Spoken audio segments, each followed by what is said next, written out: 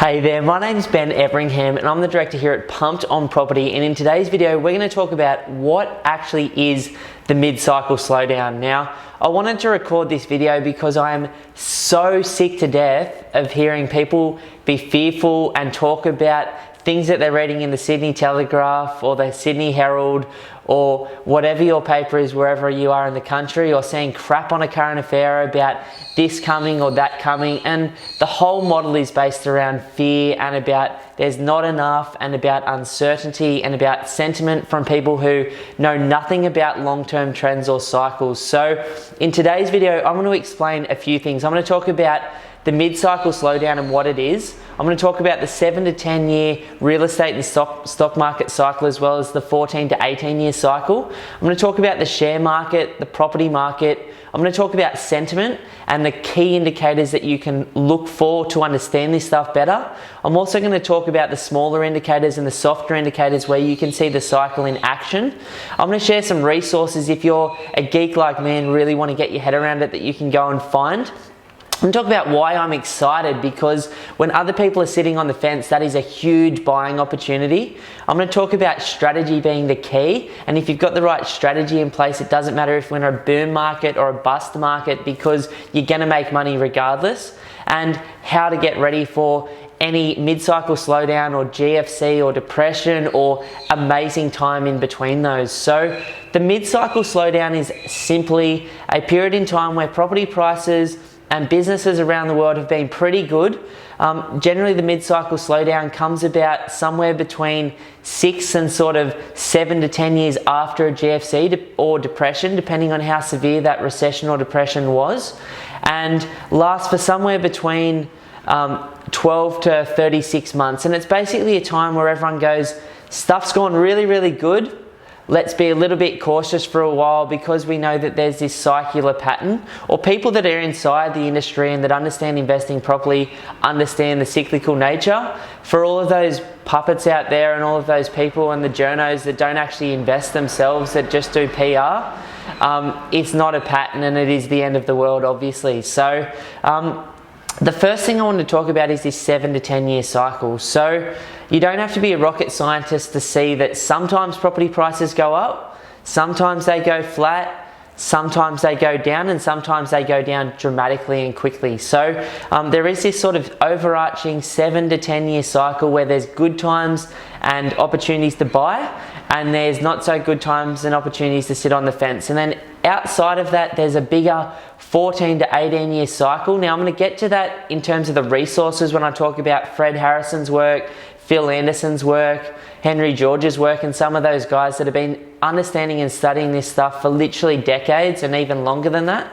But there's this overarching cycle where we basically have a GFC or a depression where prices drop and everything is tough for a little while. Then we have sort of a 7 year period of growth out of it, a couple of years of flat or a small decline, and then a big sort of 4 to 6 year rush before the next GFC. And that pattern has been happening in Europe for 300 years. It's been happening in America for 200 years, ever since banking became a concept in somebody's mind and we started to use leverage as investors. So the second thing I wanted to talk about is the share market. Now, anybody who hasn't read Tony Robbins' book, Money Master the Game, you're absolutely at a disadvantage to understand this stuff, because things that scare people are only things that they don't understand. Once you understand things and factor that into your strategy, it is no longer fear, it is opportunity. So in Tony's book, he interviewed 50 billionaires over a 10-year period of time. A lot of them became his friends, and he asked them about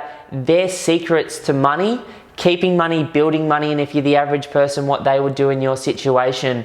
Nobody in history has ever got access to 50 billionaires before and compiled that knowledge in one book. If you're not a huge reader, there's a smaller version called, I think it's called Unshakable or Unbreakable, that I also read of his, which is a summary of the larger book, Money Master the Game. Now, in that book, he studies history, and what he found out that every year for the last 70 years in the S&P 500, which is the biggest stock exchange in the world, basically, share prices at some point dropped by 10%. Now, what he also discovered is that every 3 years for the last 30 years, the stock market at some point in time has dropped over 30%. Then once every, let's call it 10 to 18 year cycle, there's a correction somewhere between 30% and 70%. Now, if you understand that that's just the way that this thing works, and nobody can predict the future, otherwise we'd all be Warren Buffett's, but you can understand, that those are buying opportunities, then happy days. And, if we take that into a property perspective, this mid-cycle slowdown, again, based on the work of Fred Harrison and Phil Anderson, who have really studied the history, in this mid-cycle slowdown, yes, the share market could get wiped a little bit, and it should. It hasn't been wiped for quite a while. Like the ASX has just been tracking it basically straight since the last GFC, maybe a little bit up.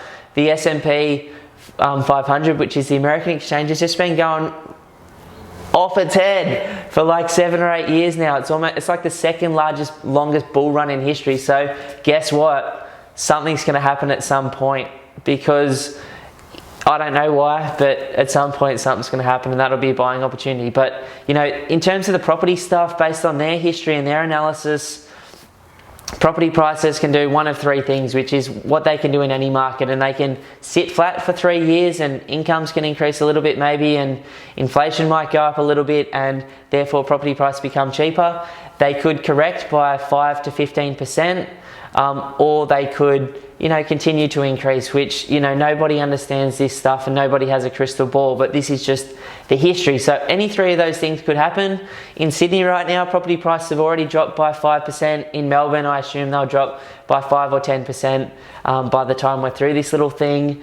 And guess what? There'll be 100,000 people moving into both markets, and some of those people are emotional and some of them want to continue to buy property regardless, and this thing continues. So that's kind of the property market. Now, what you need to understand about the mid-cycle slowdown, as intense as it might feel on the front page of the Daily Telly when the stock market drops by 30% in a month, it's not a GFC, and it doesn't have the knock-on effect of property. Now, the reason we have a GFC or a depression is because everybody is 100% leveraged and 100% in. The living memory of the last depression is gone. Nobody can remember that property prices and share prices can drop by 30 to 50%. And so we get this, everything that you do in property or shares turns to gold. Everyone's making money in their businesses until they're not. And so this is not I don't believe it's a GFC. I don't believe it's a recession. I know there's other people in the industry saying that. Actually, sorry, it will be probably a small technical recession, particularly in America, but it is not going to be the world falling on your head. And for anybody that's smart, that's got good equity in their home, that's got a good income, that has good savings, the next couple of years is going to be probably one of the best buying opportunities in the next 10. So get prepared for it, get excited about it like I am, get your money in place, and don't wait for it either. I think there's great buying opportunities around right now, probably not in Sydney and Melbourne anymore, but definitely in other markets like Brisbane, for example. So the fourth thing, and just an overview of where we're going from here, we're going to talk about sentiment, we're going to talk about the indicators, the small and the large ones. I'm going to share those resources and why I'm excited. We're going to talk about why strategy is the key to get yourself through this thing safely and to profit from it, and how to get ready for it also. So in terms of these indicators, and I'll just touch on sentiment as well. Sentiment is simple. People love a winner, people hate a loser. So Tasmania is an example of a winner.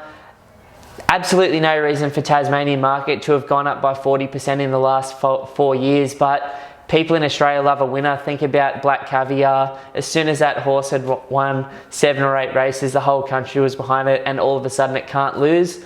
But the markets that will perform the best in Australia long term, based on the history and the rules that you need to follow as an investor, are simple. 75% of Australia's population growth and job growth are going to be in Southeast Queensland, Sydney and Melbourne over the next 20 years. If you're rolling the dice, 75% of the gains long term are also going to come out of those markets. So if you're like me, you don't like risk, you don't like debt, you don't like uncertainty of hot spotting, and you want a clear strategy, then those are the markets that will win, and historically in the last 50 years have outperformed everywhere else in Australia by spades. So sentiment is basically, what are they writing on the daily telly? How is business feeling? What are unemployment rates looking like? What is the wind blowing like? And all the other shit that people use to describe sentiment. Sentiment is effectively a whole lot of indicators that paint a good or a bad picture, and it's basically the way that we feel about the market. Now, when people feel good about the markets, regardless of if the markets are good or not, as you'll see before the next GFC or depression, people feel good, prices go up, those people get burnt at the top. Or people feel bad about the markets and they sit on the sidelines and they do what most people do with their lives and don't take advantage of buying opportunities when they're actually there. So the indicators, according to Phil Anderson, that I follow, and he's got an amazing subscription service over there at Port Phillip Publishing. I think it's like $100 for a year, and you get these really nice little insights on a weekly basis that, you know, are just one opinion out of many in the marketplace that I like to follow. And the first indicator is called the yield curve. Now, if you haven't heard about this before, it might seem complicated, but the yield curve is very simple. You look at, in America, the Federal Reserve rate, which is effectively the rate that the American Federal Bank is giving out money at, and at the moment I think it's 1.75%, versus the 10-year bond rate, which is the rate that the government's lending long-term money. Now, historically, based on the data from Phil, when the gap between interest rates is at 1.75% and the 10-year bond rate is at 2.5–3%, that is a wide gap. As that gap gets closer together, you know, let's say that by the end of this year, I think rates over there will be somewhere between, in terms of the Fed rate, it'll be somewhere between 2 and 2.25%, which means the long-term bond rate might stay there, or it might come down to meet. When those short-term rates and long-term rates meet in the middle, we generally get a period of contraction in the economy, which could be described as a recession or depression. When those rates are wide, based on history, according to Phil Anderson, then we've never actually gone into a recession in something like 70 years. So that's an indicator that you can look for in Australia. Again, it's the 10-year bond rate versus basically the cash rate, which again is set by the big Australian lenders. So it's quite an easy indicator to sort of follow, just as a bit of a keeping a finger on the pulse. I look at that difference, whether it's contracting or expanding. When it's large, when it's, you know, cheap to get money and the long-term bond rate's good, it means that the government's artificially stimulating the economy to you know, help everyone out after a hard time.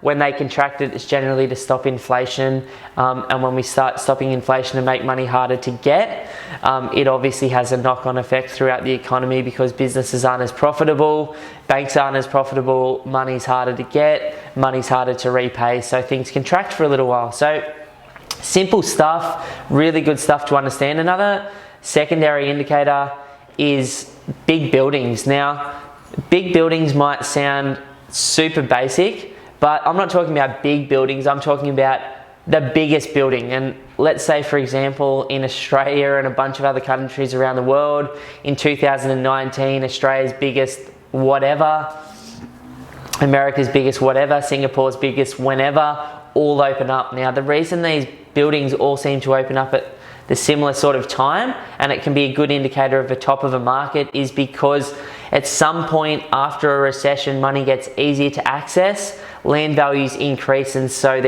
you need to build a bigger building because the land component is so much more expensive. So all of these buildings seem to open somewhere around that mid-cycle slowdown, and then they all, you know, in terms of the indicators at the top, somewhere between 24 and 2026, you'll see, and you can already see in the pipeline, the world's biggest buildings are due to open up. That's a cool thing about these big buildings. They take 7 or 8 years to complete, so you can sort of use them as markers. And again, it's just another little indicator. You know, there's economists that have just followed that for their entire career, and it's a nice little marker of where we're at in cycles as well. Again, none of these things are silver bullets, they're just little things that you can look at when everybody in Melbourne's talking about the biggest whatever opening up next year, you can go on and go, well, for the biggest building to open up, we're kind of probably close to the top.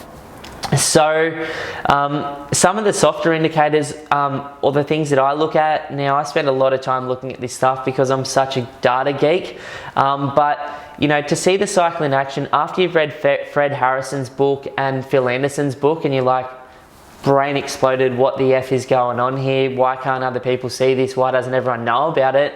And again, it's just based on the past. The future has a funny way of following the past because humans are still humans, and as much as technology's changed and information's changed, people are still dumb as. Think about crypto last year, where Bitcoin started off the year at 2K in 2017 and ended up at $26,000. If you're one of my mates that bought at 2K and sold at 24K, well done. If you're like everyone else that bought at 20K, you know, it hurts, and you saw a 50 to 70% dip. So in that 12-month period of Bitcoin, for example, just think about every other market in the world being Bitcoin, because it is, because people are dumb as, and people over leverage and over speculate, and when things get good, people think it's never going to end, and when things are bad, people think it's never going to be good again. So that 12-month period of Bitcoin, you just have to look at the Bitcoin chart, and then you can say that's a 7 to 10 year real estate cycle, and that's a 14 to 18 year cycle. It's the exact same thing. Every market in the world is the same, because people are the same and people love a winner. So other things, if you want to see the cycle in action once you actually know the date points, is to look at the share market. You can see in 2009 and 10, the price of Commonwealth Bank stocks went from where they are at the moment, $70, to about $20, which would have been exceptional buying at that time. You would have tripled your money over the last 7 years had you have bought then. You can see that with all the other bank stocks in Australia. You can also see that with all the big building companies in Australia. You can see it with all the big travel companies in Australia. You can see the effect that these share market drops or recessions have on the stock market in action. You can also see it in unemployment rates. When unemployment rates are low, generally we're in a nice period of time. You can see as depressions in terms of the last GFC starting, you could see that unemployment rates went from like 6% to, or 5% to 10% within a period of a year. You know, they're nice and low again now, but they might be starting to creep up slightly if you're looking at that early data. You know, you can look at interest rates, you can look at the number of property sales. So in a good market, there's a high number of property sales. In a not so good market, the number of sales decline, the number of listings increase. So there's all sorts of things that you can see once you understand the pattern to give you a bit of an idea of where we sit in the cycle at any point in time. So the seventh thing that I wanted to talk about is really resources. So if you want to understand this better, and I'm obsessed with this stuff, like I'm obsessed with understanding this because I want to profit from it. So if you're obsessed with learning this stuff and really getting a good idea about it, then the resources that have been really valuable to me, first and foremost, is Phil Anderson's book, The Secret Life of Real Estate and Banking. If you haven't read this book, just go read it like now. Like literally stop this video, go buy it, and then jump back on this video. Now, this book looks at 250 years of booms and busts in America relating to the stock market and the property market, and helps you understand the cycle in terms of indicators at each of the stages. There's 24 indicators over an 18-year cycle that help you assess where we're at timing-wise in the cycle. Now, amazing book, amazing guy. I was lucky enough to go catch up with him recently in his last time he's ever going to speak in Australia. His goal for the next 15 years is to become the most, literally in his words, the most successful investor of all time by using what he's learned over the last 15 years to actually achieve what he's looking to achieve. So that's Phil. Epic book. And little secret, for the last 100 years, Australia has been 1 year behind America in every single cycle. So the book's about America because it's a bigger market, but America still leads the world until China takes over or India takes over in the next 20 years. So the second resource, and where Phil got his ideas from, is Fred Harrison's work. The cool thing about Phil's book, is it came out like 2 years before the GFC telling people that the GFC was coming and exactly how to profit from it. He was also the first person globally he called the recovery from the GFC as well. Now, Phil got his ideas off Fred Harrison, who wrote an amazing book, but more academic book called The Power in the Land, which looked at 300 years of European booms and busts in the property market and share market, obviously, once it took hold. And Fred's book's incredible as well. Now, Fred actually called the 1990s depression, which was the one that we had before the GFC, 8 years before it happened.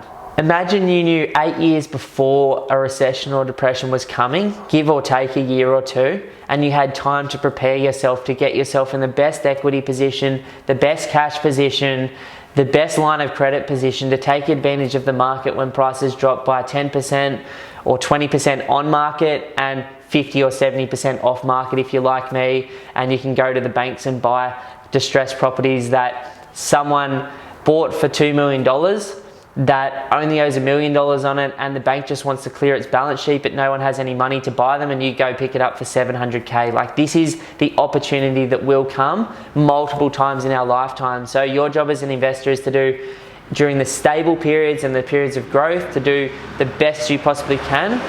And I'm going to talk about this in another video in a lot more detail. That video is going to be called the 16 to 18 year property cycle explained, where I'll talk about when to buy, when to sell, when to leverage, when to get away from risk. So again, that's just based on Phil Anderson and Fred Harrison's work. It is definitely not my own, but it is interesting stuff. Now, some other resources for where we are short term is obviously CoreLogic stuff. They produce a really, really good monthly update on the marketplace. You can subscribe to that and just watch a 10-minute video. And then there's the Heron Todd White report as well, which is nice to understand where certain markets in Australia are at any month in time. Now, the last three things sort of come into one group, and that's why I'm going to talk about why I'm excited about this mid-cycle slowdown, why I get excited about recessions and depressions, not fearful of them, why strategy is absolutely key, and how you can have a strategy that works for you, whether it's good times or bad, and obviously how to get ready for it too. So, why I'm excited about it is, like the best investor of all time, or arguably the best investor in history, is Warren Buffett. Now, Warren Buffett has a famous line which is, be greedy when others are fearful, be fearful when others are greedy. And Bitcoin is a perfect example of that last year in 2017, when good buying at $2,000, you know, bad buying at $20,000 when everybody's in. When the baker's talking about property, when the hairdresser's talking about property or Bitcoin or the share market, and everyone's winning, you know, you have your own opinions on that, and you can take advantage of that sentiment at the right times, and you should be scared shitless of it at other times. And there will come a time within the next 10 years where everybody is talking about property like they are or were Bitcoin.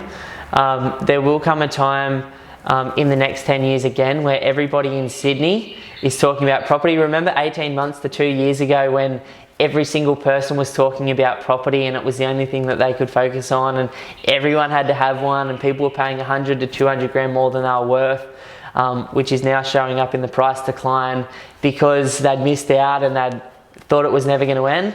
You know, just be aware of this stuff. Like, I'm excited because when other people are sitting on the sidelines doing nothing and money's hard to get, it means that there's buying opportunities around, because there's always someone that's more distressed than you. There's always someone that leveraged during the good times in the wrong way and is now sitting on a house of cards that when bad times happen, unfortunately, you know, might have to sell the property to keep the rest of the ship sailing.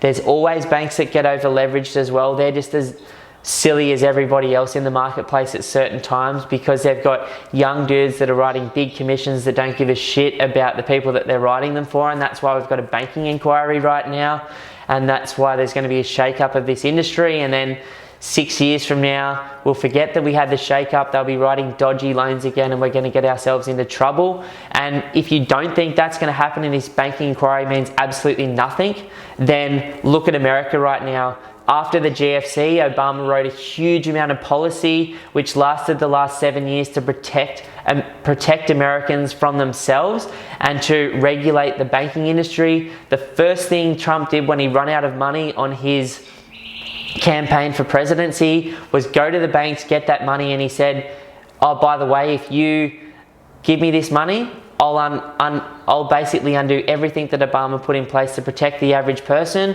I'll increase your protection, and let's go for another cycle again, because the biggest man in the world in real estate wants recessions and depressions. And you can watch his Netflix documentary called Trump, where he openly talks to the mayor of New York about if he doesn't bend into his rules, he'll just wait for the next recession, he'll knock back on the door, and he'll get exactly what he wants again. Some of those Trump buildings don't actually pay land tax or any tax for 30 years because of the deals that he negotiated in New York in recessions and depressions. So, you know, we've got the biggest man in real estate in the world, which also during his presidency, you know, based on timing, we'll probably see the biggest boom in history. Just after he gets out, if he runs 2 terms, we can expect probably the biggest bust in history as well, which he'll be perfectly positioned to profit from again. So don't underestimate the power of this stuff. Now, why that's important in America is it's an example of the banking inquiry that happened after the GFC. Trump literally in the last month has completely, 6 months has completely unwinded all of that stuff. It doesn't even exist anymore. And if you don't think that's going to happen here in Australia, these guys want to make money. There's always young, hungry guys that want to write commissions and make big cash. There's always going to be smart people brought into the banking industry, the smartest of the smartest people that will figure out another way to do things. And the smartest lawyers get attracted to it because it's the biggest money as well. So I'm excited about that stuff. That stuff also pisses me off because average people get hurt. But, you know, do you want to be the person that gets hurt, or do you want to be the person that's protected and in a safe position when these opportunities come up?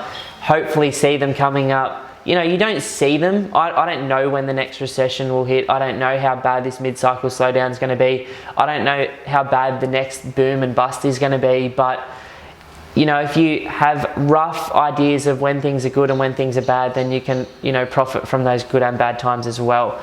Now, strategy is the absolute key. When I first started as an investor, it was all about capital growth. It was all about timing, and those 2 things are still key. But for me now, it's also about cash flow, and cash flow is key. Owning assets to me outright is absolutely key. Now, I know that's a long stretch for some of you watching today's video, but it's not impossible to own really high quality assets outright within 15 years. Some of you can own them in 10 years. Some of you are in financial positions to own them within 5 years. Some of you, it might take 25 years. But with consistent action in a focused direction and the right strategies, cash flow is important to me because in a recession or a boom market, you know, someone paying all of the costs associated with the property you're holding is very, very powerful. It takes a little bit of the pressure off me personally, and it makes me look good to the banks at the moment, and in recessions or good times as well, when money's a little bit harder to access, which it is right now. It's a lot harder to get money in 2018 than it was in 2014, or even up till halfway through 15. So just be aware of that stuff. Cash flow is always king. When you're getting great cash flow, recessions and depressions don't affect you as much and become buying opportunities, whether it's the stock market, the gold market, the commodities market, the housing market that is your game, or starting businesses as well. So the last thing I wanted to talk about in today's video is how to get ready and how to get prepared. Now, there's a few things that you can do to put yourself in a more comfortable position, short term, longer term, because things go up, they go down. As long as you're not selling or needing to sell in a good or a bad time, in a bad time, then you can ride through it. And as long as you don't get spooked by the media and the hype, then, you know, you can do very, very well. Now, you know, what I like to do at all times is have a nice cash buffer in place, if possible, to cover the loss of a job or a business. On the properties that I've got equity in, I like to organise lines of credits on those, or have you know, equity sitting there ready for me to use at my disposal. So not that this is going to happen in the mid-cycle slowdown, but when we get to the top of the next cycle, what happens is money gets really, really difficult to access. So you can't be at the top of the cycle going, hey, give me some money, give me a big line of credit, give me some bank loans, give me this and that, because the banks are so over leveraged at that time that they don't have any money to give out and they're trying to get their balance sheet smoother. So get your lines of credit set up, get your equity set up, buy high quality property now. So again, like I said, in these mid-cycle slowdowns, generally prices don't dip too much, particularly if you're targeting markets that haven't even gone through any sort of growth in the last 11 years, like Brisbane. Like, that market is literally cheaper to buy now than it was in most suburbs 10 years ago. So while Sydney and Melbourne might be topping out, Brisbane hasn't even started in this cycle, and a bunch of Australia's other major regional markets and capital cities are in the same position, and you can understand that by understanding their charts pretty easily. Keep yourself in a decent cash position. Look for properties with great cash flow so that they don't put you in financial hardship. Potentially manufacture value into those properties, or look for properties with some uplift potential through a renovation or something. Look for properties that you can do secondary dwellings on, like granny flats, and get great cash flow. Use that cash flow to put yourself in a better savings position. I like to pay principal and interest off my properties. My accountant says that that's not what I should be doing. Well, I've still got some debt on my own home, but it's what I like to do. I like to get myself into a nice cash position on everything I own, with the longer term intention to own everything outright. So get yourself in this mindset that there are amazing opportunities to be had in the next couple of years, particularly next 2 years in Australia. Understand that if you're reading the bullshit, there's also a second side to that story. Now, I'm not saying that things are rosy and that we're not going to go through a period where the stock market could be hammered within the next 3 years, where property prices could decline in some areas. In some areas they'll continue to go up, in some areas they'll stay flat. But what I am saying is that there are opportunities in every single marketplace, good and bad, and your job as an investor is to create a strategy that works for you, to understand the history, to understand where we're at, and to set yourself up as well as you can to take advantage of those opportunities. Now, I'll be buying quite a bit of property personally in the next couple of years, in the setup for the second half of the real estate cycle, which I think is going to be very, very, very interesting, particularly in Brisbane based on the history. Get your head around those books. Fred Harrison's The Power in the Land, Phil Anderson's The Secret Life of Real Estate and Banking. Don't be spooked out by people that aren't financially free are saying, that people that are broke are saying, that people that are journalists that write to sell stuff are saying. Understand this stuff. I don't think it's going to be as bad in terms of property prices as it should be, and think about it this way: Melbourne and Sydney are the two most exposed markets that have gone up by 70 or 80% in the last 7 or 8 years since the GFC. They're the two markets that will take the biggest hit. But if you're not selling and it's a 15 to 30 year plan, then if we look at the last 20 years in Sydney and Melbourne, both of those markets have gone up by over 8.5% per annum. If you look at the last 50 years in both those markets, they've both gone up by 9.5% plus per annum. Brisbane's done exactly the same as those two markets too. So don't be spooked by it. Don't worry about a 5% drop. If you bought 5 or 6 years ago when you should have, when we were, you should be in a position where you're 70, 80% up now anyway. Who gives a shit if it drops by 5 to 15%? You're still going to be up 65% over a 10-year cycle, which is amazing, and you'll be perfectly positioned for the second half of the next cycle. So get your head around this stuff. Stop sticking your head in the sand. Stop believing everything you're hearing from me, from other people in the market that have something to say or a vested interest in business as usual. Good times come and they go. You're right. What your job is as an investor is to understand how to profit from the good and the bad. So good luck with it all. Keep an eye on what happens in Brisbane in the next 7 years. See ya.